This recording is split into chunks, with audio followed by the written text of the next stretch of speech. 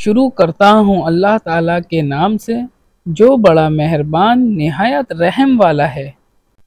حدیث شریف حضرت عمر رضی اللہ عنہ سے روایت ہے، میں اور میرا ایک انصاری پڑوسی دونوں اطراف مدینے کے ایک گاؤں بنی امیہ بن زید میں رہتے تھے جو مدینے کے پورب کی طرف بلند گاؤں میں سے ہے۔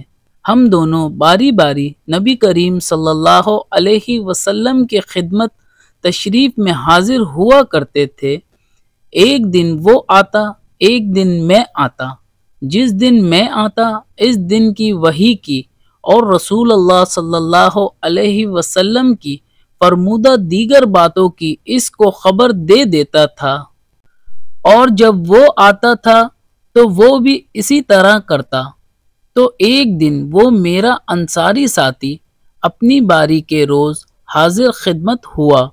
جب واپس آیا تو اس نے میرا دروازہ بہت زور سے کھٹکھٹایا اور میرے بارے میں پوچھا کہ کیا عمر یہاں ہیں؟ میں گھبرا کر اس کے پاس آیا۔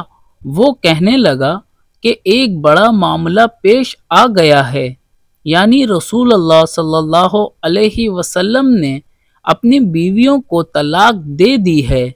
پھر میں اپنی بیٹی حفصہ کے پاس گیا۔ وہ رو رہی تھی۔ میں نے پوچھا کیا تمہیں رسول اللہ صلی اللہ علیہ وسلم نے طلاق دے دی ہے؟ وہ کہنے لگی میں نہیں جانتی۔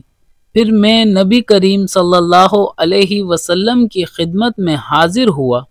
میں نے کھڑے کھڑے کہا کہ کیا آپ صلی اللہ علیہ وسلم نے اپنی بیویوں کو طلاق دے دی ہے؟ آپ صلی اللہ علیہ وسلم نے فرمایا نہیں، یہ افواہ غلط ہے۔ تب میں نے تعجب سے کہا اللہ اکبر، اللہ بہت بڑا ہے۔ صحیح بخاری حدیث نمبر 89۔ حدیث شریف ایک شخص اعظم بن ابی کعب نے رسول اللہ صلی اللہ علیہ وسلم کی خدمت میں آ کر عرض کیا، یا رسول اللہ، فلاں شخص معاذ بن جبل لمبی نماز پڑھاتے ہیں، اس لیے میں جماعت کی نماز میں شریک نہیں ہو سکتا، کیونکہ میں دن بھر اونٹ چرانے کی وجہ سے رات کو تھک کر چکنا چور ہو جاتا ہوں اور طویل قرأت سننے کی طاقت نہیں رکھتا۔ ابو مسعود راوی کہتے ہیں کہ اس دن سے زیادہ میں نے کبھی رسول اللہ صلی اللہ علیہ وسلم کو وعظ کے دوران اتنا غضبناک نہیں دیکھا۔ آپ صلی اللہ علیہ وسلم نے فرمایا، اے لوگو، تم ایسی شدت اختیار کر کے لوگوں کو دین سے نفرت دلانے لگے ہو۔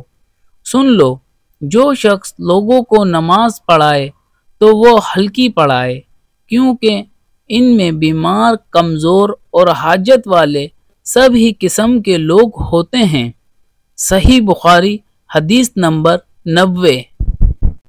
ثواب کی نیت سے حدیث شریف کی ویڈیو کو لائک شیئر کر کے ایک پیارا سا کمنٹ کریں اور چینل کو سبسکرائب کر کے بیل کا بٹن دبا لیں۔ جزاک اللہ۔